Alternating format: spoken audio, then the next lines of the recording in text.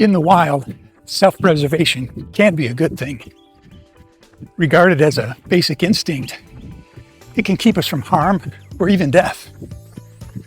But what about when we drag self-preservation into our relationships at work and at home? The walls we build can destroy our impact, influence, and intimacy. That's what we're going to talk about. Let's get into it. Welcome to Leadership on the Run.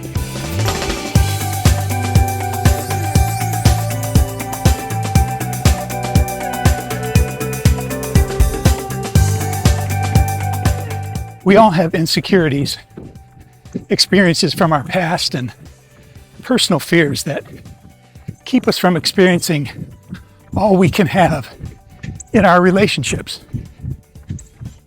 Those things can feel bigger than life. Sometimes they can feel like that bear attack in the wild. Because of that, we create a safe space for ourselves. That safe space comes with walls that limit our potential and productivity with the key people in our lives. Here are 3 key questions that can help us bring down those walls of self-preservation. What am I afraid of losing? What am I trying to hide? And what am I trying to prove? And to whom?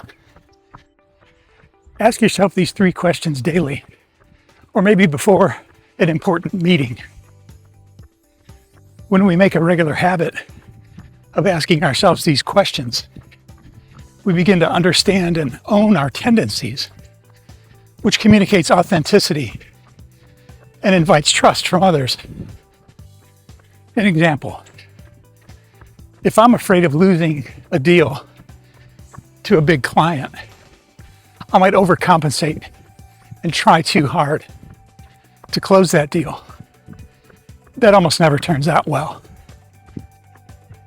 In fact, the other person in that conversation begins to put up their own walls to shut down the conversation.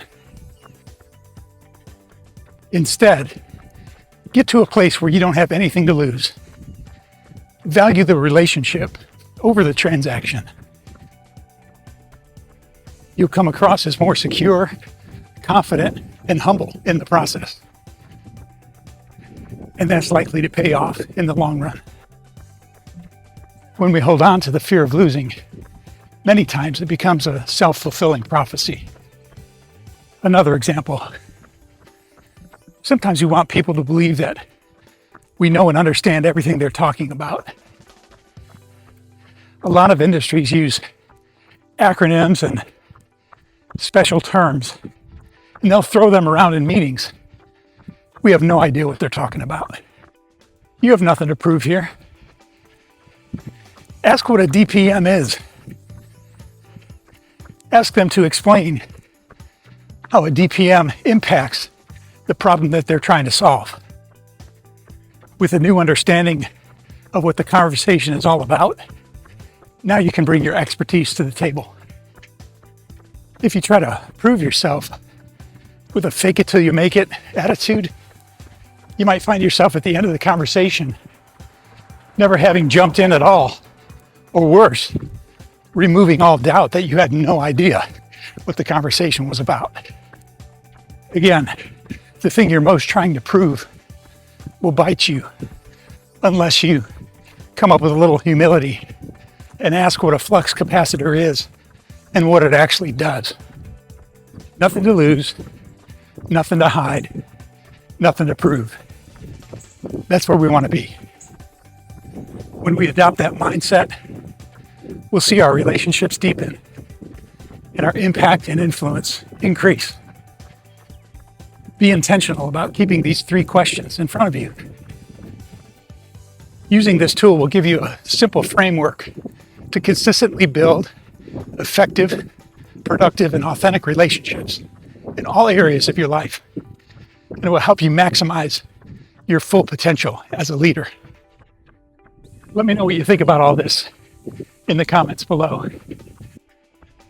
For those of you who have come along for the run, we're wrapping up week 9 of the Boston training plan.